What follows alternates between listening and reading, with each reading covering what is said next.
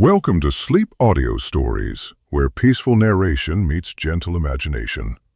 Lay back, relax, and allow your mind to drift into a world of calming stories, soft sounds, and deep rest. Take a slow breath, and let today's story guide you into a peaceful night's sleep. This is Sleep Audio Stories. The Ash Tree. Everyone who has travelled over eastern England knows the smaller country houses with which it is studded. The rather dank little buildings, usually in the Italian style, surrounded with parks of some 80 to 100 acres.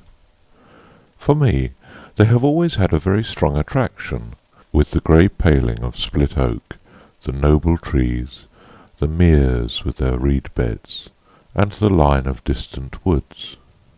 Then I like the pillared portico, perhaps stuck on to a red brick Queen Anne house, which has been faced with stucco to bring it into line with the Grecian taste of the end of the 18th century. The hall inside, going up to the roof, which hall ought always to be provided with a gallery and a small organ. I like the library, too, where you may find anything from a Psalter of the 13th century to a Shakespeare quarto.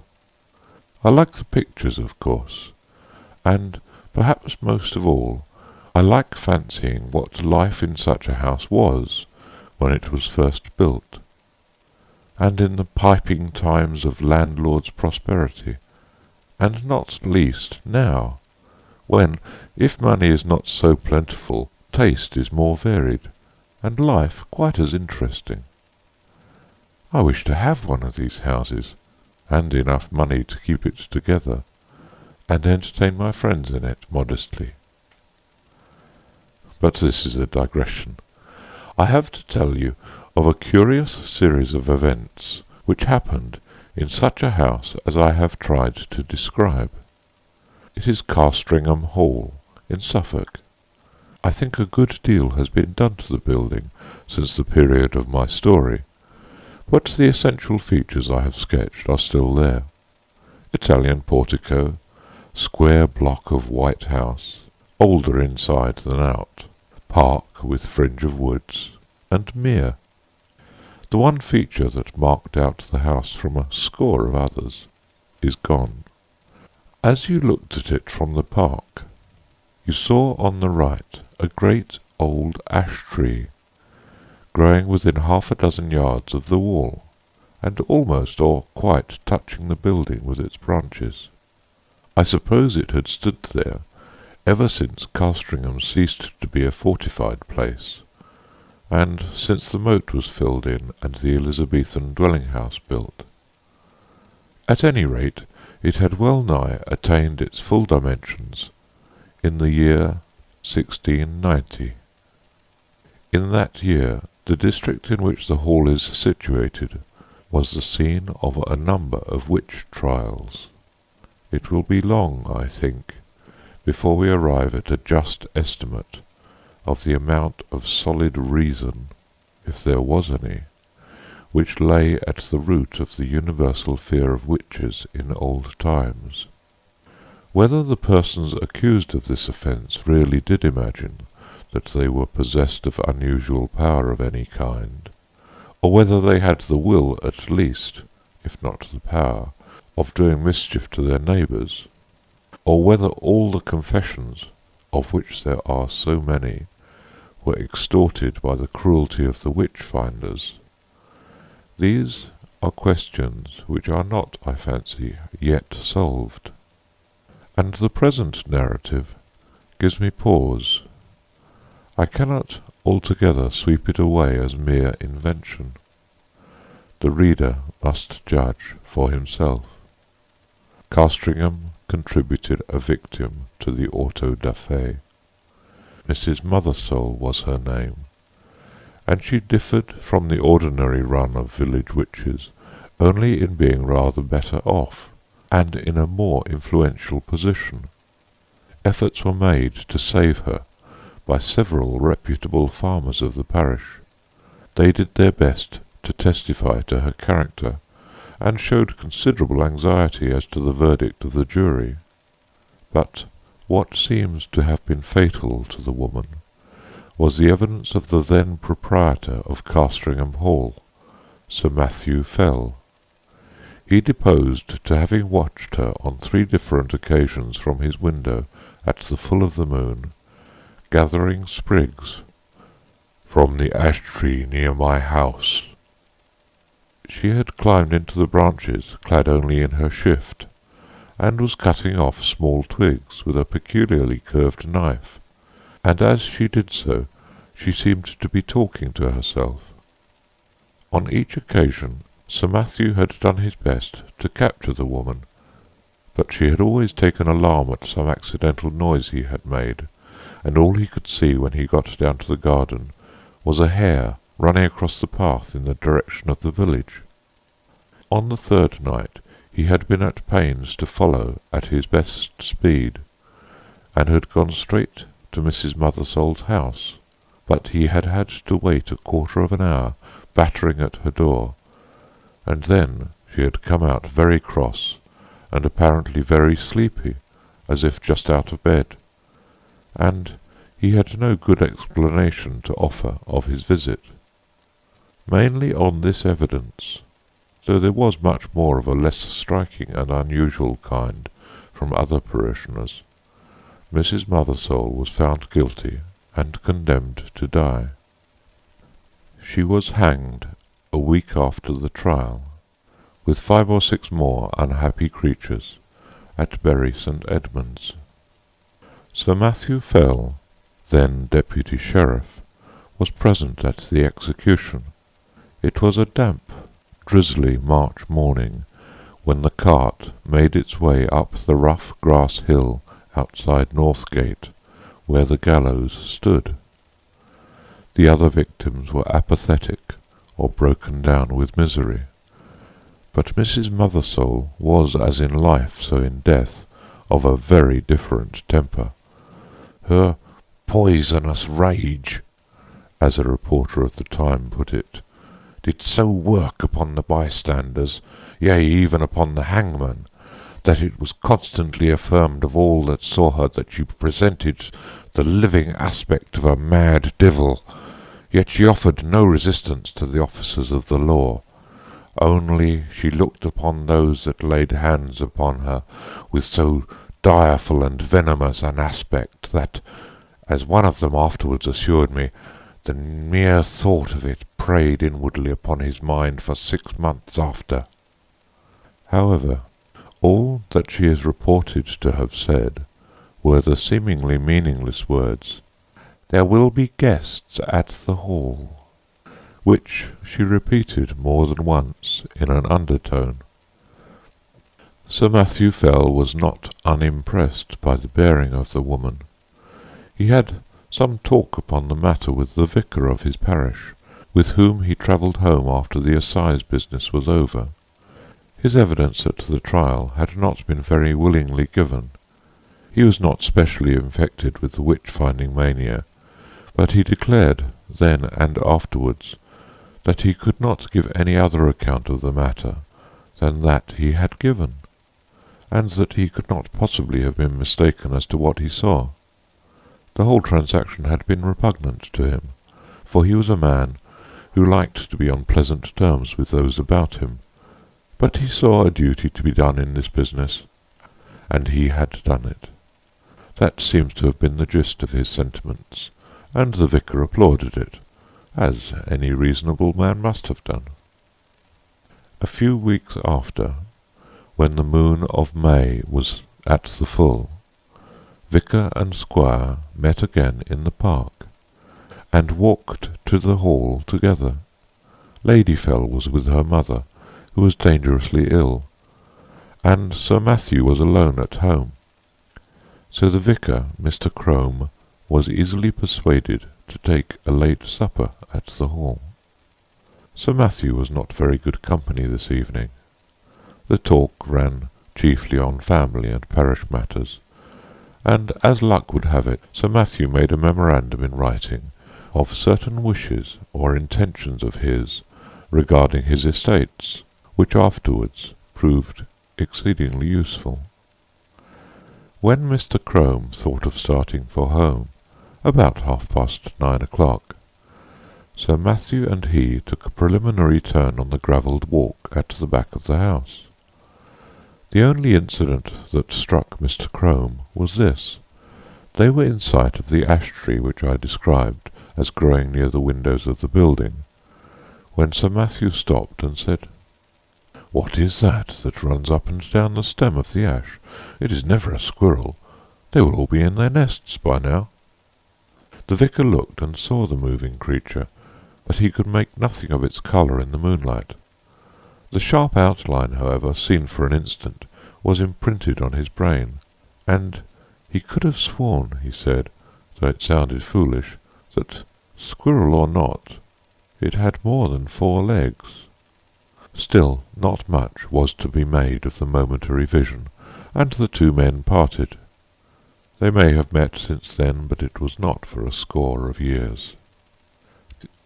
Next day Sir Matthew Fell was not downstairs at 6 in the morning, as was his custom, nor at 7, nor yet at 8. Hereupon the servants went and knocked at his chamber door. I need not prolong the description of their anxious listenings and renewed batterings on the panels. The door was opened at last from the outside, and they found their master dead and black.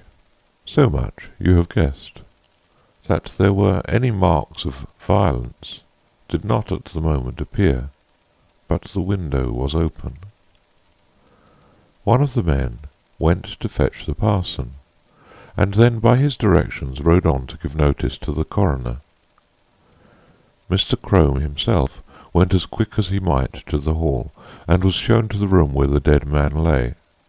He has left some notes among his papers, which show how genuine a respect and sorrow was felt for Sir Matthew, and there is also this passage, which I transcribe for the sake of the light it throws upon the course of events, and also upon the common beliefs of the time.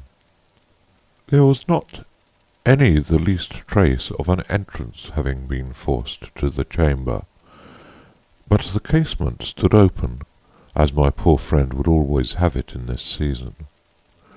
He had his evening drink of small ale in a silver vessel of about a pint measure, and to-night had not drunk it out.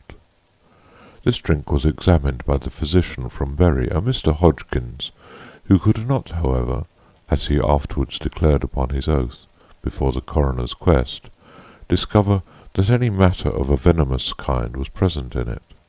For, as was natural, in the great swelling and blackness of the corpse there was talk made among the neighbours of poison. The body was very much disordered as it lay in the bed, being twisted after so extreme a sort as gave too probable conjecture that my worthy friend and patron had expired in great pain and agony.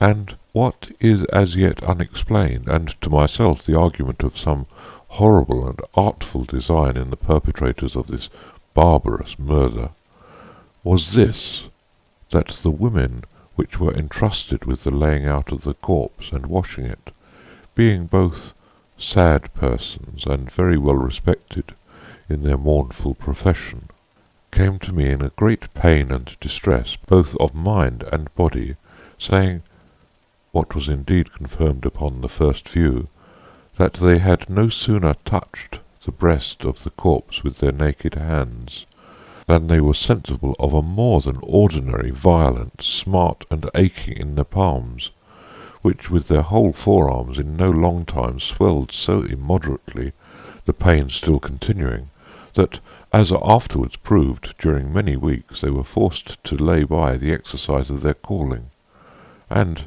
yet no mark seen on the skin. Upon hearing this, I sent for the physician, who was still in the house, and we made as careful a proof as we were able by the help of a small magnifying lens of crystal, of the condition of the skin in this part of the body. but could not detect with the instrument we had any matter of importance beyond a couple of small punctures or pricks, which we then concluded were the spots by which the poison might be introduced, remembering that ring of Pope Borgia, with other known specimens of the horrible art of the Italian poisoners of the last age. So much is to be said of the symptoms seen on the corpse. As to what I am to add, it is merely my own experiment, and to be left to posterity to judge whether there be anything of value therein.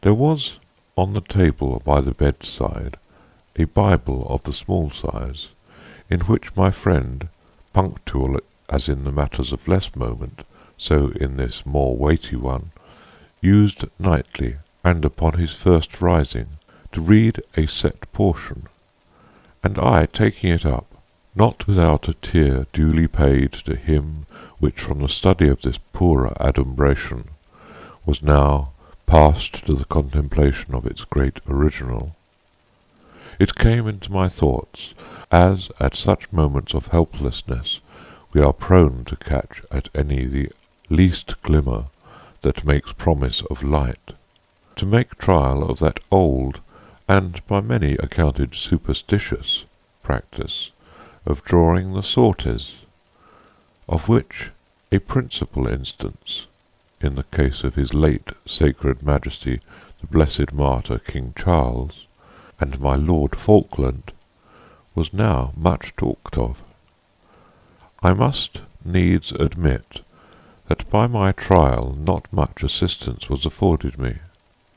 Yet, as the cause and origin of these dreadful events may hereafter be searched out, I set down the results. In the case it may be found that they pointed the true quarter of the mischief to a quicker intelligence than my own.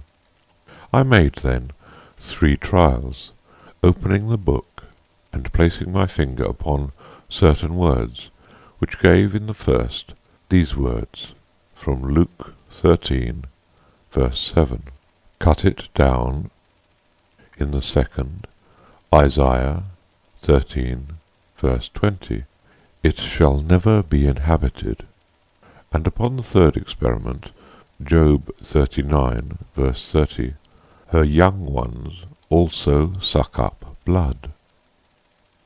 This is all that need be quoted from Mr. Crome's papers. Sir Matthew Fell was duly coffined and laid into the earth, and his funeral sermon, preached by Mr. Crome on the following Sunday, has been printed under the title of The Unsearchable Way, or England's Danger and the Malicious Dealings of Antichrist.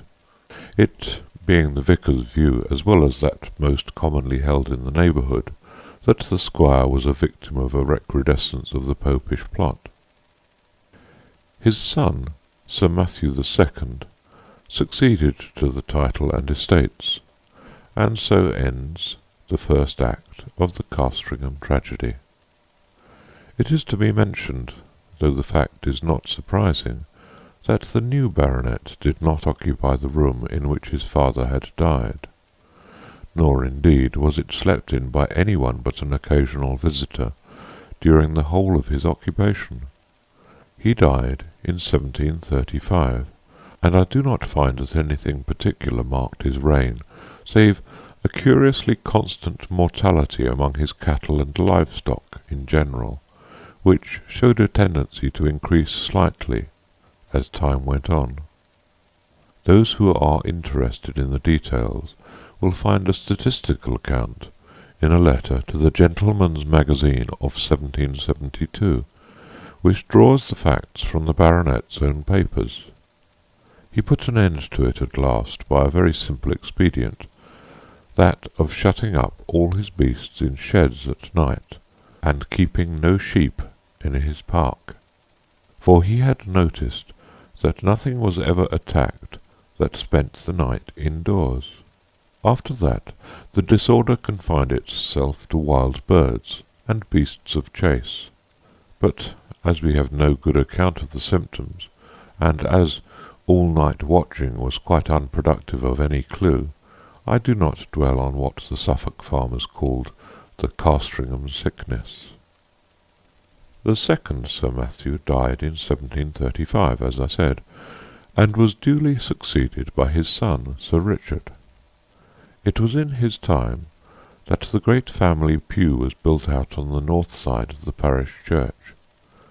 So large were the squire's ideas that several of the graves on that unhallowed side of the building had to be disturbed to satisfy his requirements.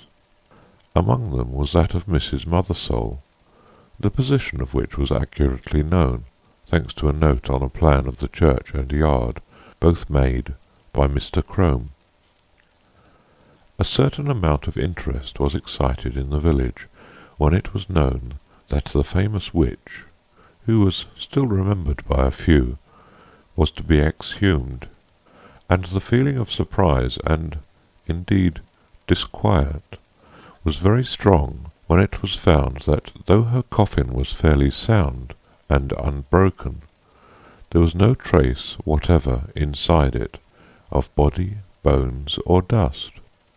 Indeed, it is a curious phenomenon, for at the time of her burying no such things were dreamt of as resurrection men, and it is difficult to conceive any rational motive for stealing a body otherwise than for the uses of the dissecting room.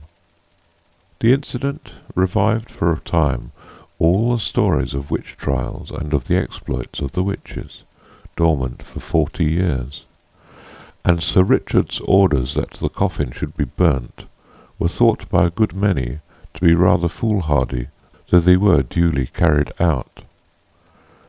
Sir Richard was a pestilent innovator, it is certain. Before his time the hall had been a fine block of the mellowest red brick, but Sir Richard had travelled in Italy, and became infected with the Italian taste, and having more money than his predecessors, he determined to leave an Italian palace where he had found an English house. So stucco and ashlar masked the brick. Some indifferent Roman marbles were planted about in the entrance hall and gardens. A reproduction of the Sibyl's temple at Tivoli was erected on the opposite bank of the mere, and Castringham took on an entirely new and, I must say, a less engaging aspect. But it was much admired, and served as a model to a good many of the neighbouring gentry in after years. One morning, it was in 1754, Sir Richard woke after a night of discomfort. It had been windy, and his chimney had smoked persistently, and yet it was so cold that he must keep up a fire. Also, something had so rattled about the window that no man could get a moment's peace. Further, there was the prospect of several guests of position arriving in the course of the day, who would expect sport of some kind, and the inroads of the distemper, which continued among his game, had been lately so serious that he was afraid for his reputation as a game preserver. But what really touched him most nearly was the other matter of his sleepless night. He could certainly not sleep in that room again. That was the chief subject of his meditations at breakfast, and after it he began a systematic examination of the rooms to see which would suit his notions best. It was long before he found one. This had a window with an eastern aspect, and that to the northern. This door the servants would always be passing, and he did not like the bedstead in that. No, he must have a room with a western lookout, so that the sun could not wake him early, and it must be out of the way of the business of the house. The housekeeper was at the end of her resources. "Well, Sir Richard," she said, "you know that there is but the one room like that in the house."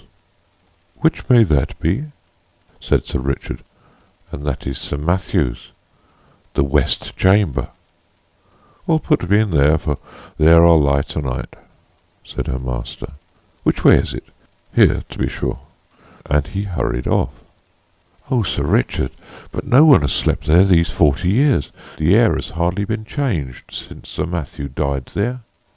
Thus she spoke, and rustled after him.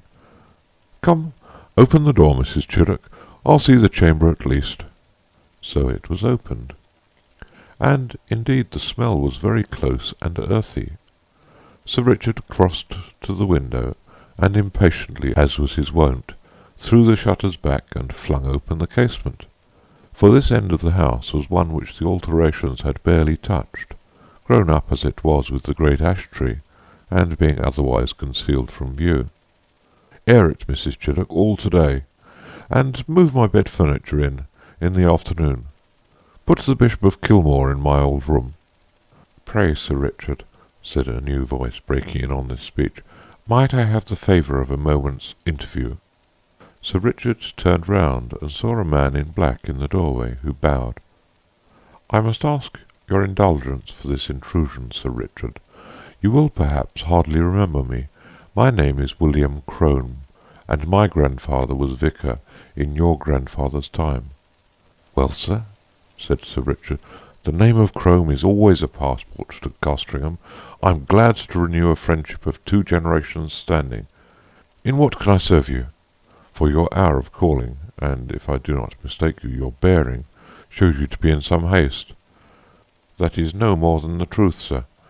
I am riding from Norwich to Bury St. Edmunds, with what haste I can make, and I have called in on my way to leave you with some papers, which we have but just come upon in looking over what my grandfather left at his death.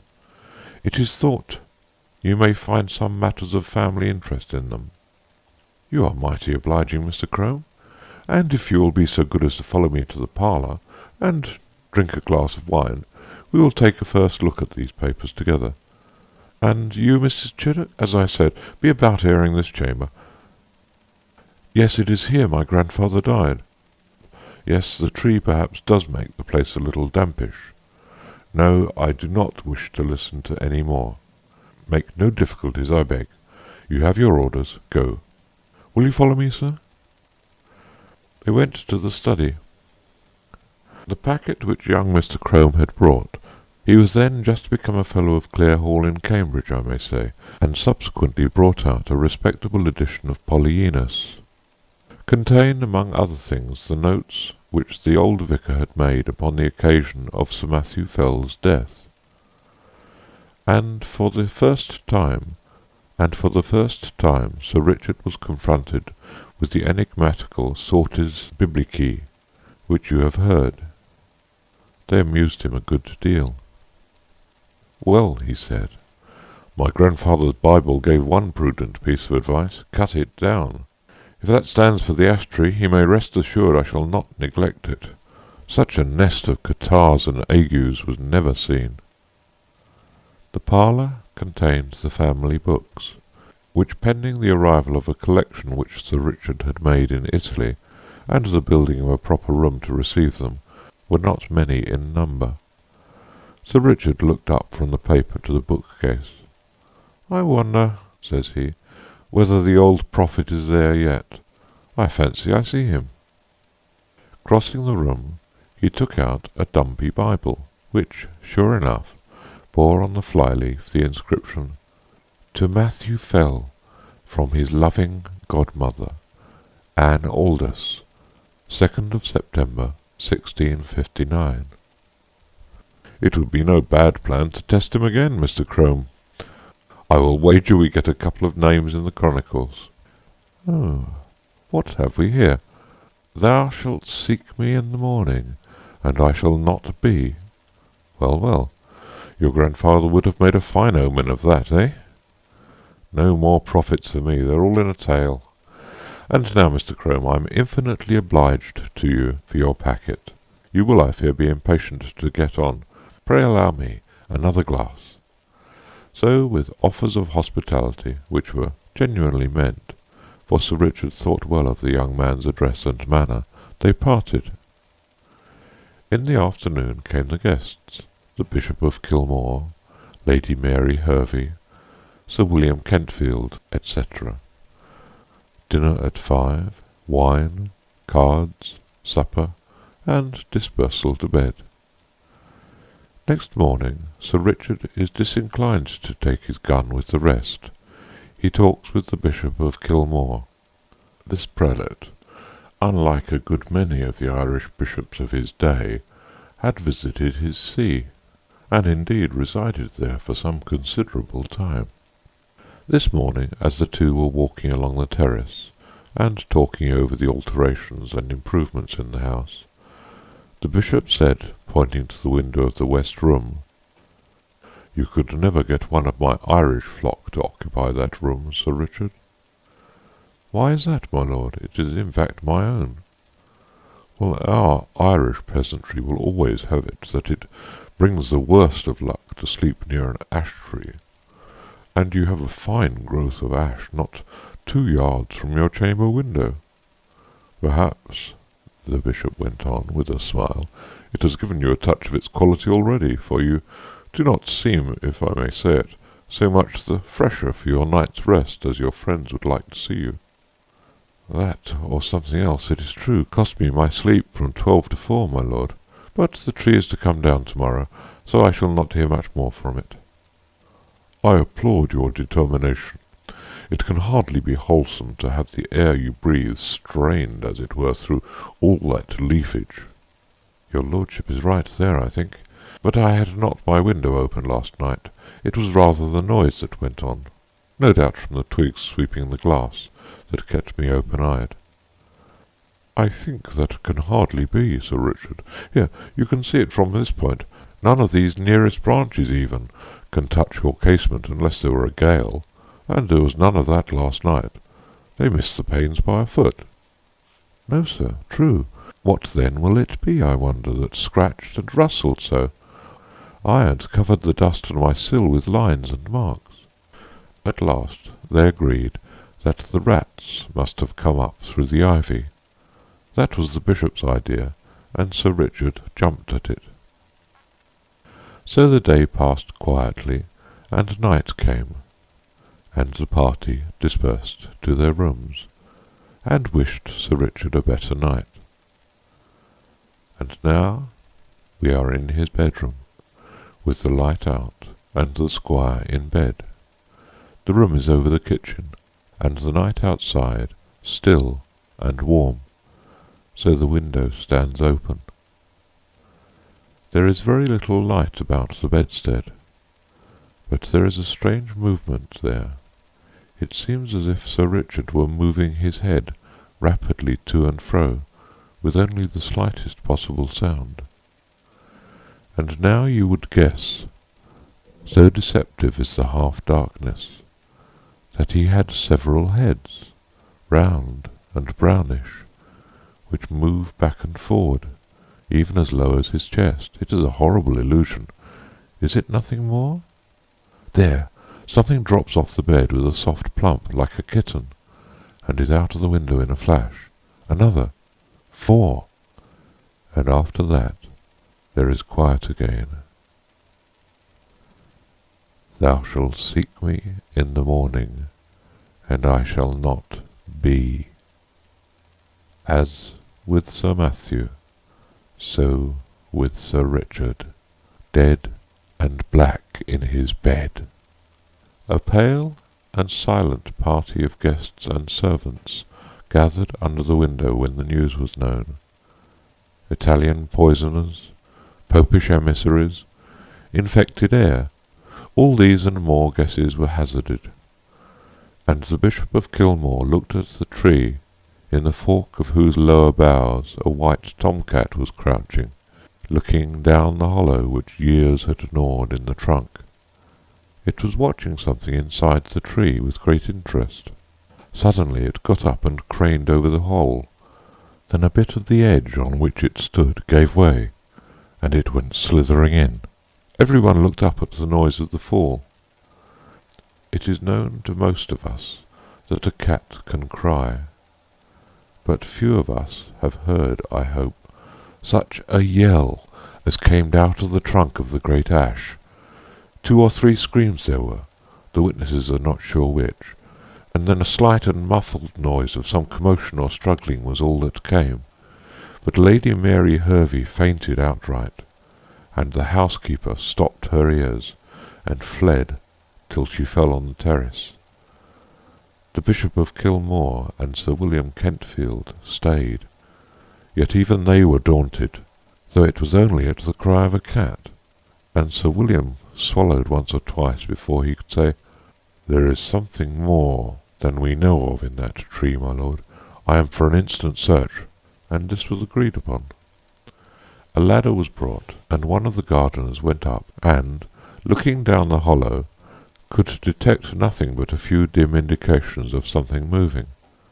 They got a lantern and let it down by rope. "We must get at the bottom of this. My life upon it, my lord, that the secret of these terrible deaths is there." Up went the gardener again with the lantern, and let it down the hole cautiously. They saw the yellow light upon his face as he bent over, and saw his face struck with an incredulous terror and loathing before he cried out in a dreadful voice and fell back from the ladder, where happily he was caught by two of the men, letting the lantern fall inside the tree. He was in a dead faint, and it was some time before any word could be got from him. By then they had something else to look at. The lantern must have broken at the bottom, and the light in it caught upon dry leaves and rubbish that lay there, for in a few minutes a dense smoke began to come up, and then flame, and, to be short, the tree was in a blaze. The bystanders made a ring at some yards' distance, and Sir William and the bishop sent men to get what weapons and tools they could, for clearly whatever might be using the tree as its lair would be forced out by the fire. So it was. First, at the fork, they saw a round body covered with fire, the size of a man's head, appear very suddenly, then seem to collapse and fall back. This 5 or 6 times, then a similar ball leapt into the air and fell on the grass, where after a moment it lay still. The bishop went as near as he dared to it, and saw what but the remains of an enormous spider, veinous and seared. And as the fire burned lower down, more terrible bodies like this began to break out from the trunk, and it was seen that these were covered with greyish hair.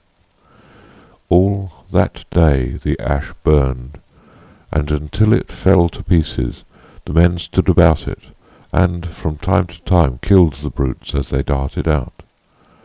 At last there was a long interval when none appeared, and they cautiously closed in and examined the roots of the tree. "They found," said the Bishop of Kilmore, "below it a rounded hollow place in the earth, wherein were 2 or 3 bodies of these creatures that had plainly been smothered by the smoke, and, what is to me more curious, at the side of this den, against the wall, was crouching the anatomy or skeleton of a human being, with the skin dried upon the bones, having some remains of black hair, which was pronounced by those that examined it to be undoubtedly the body of a woman, and clearly dead for a period of 50 years.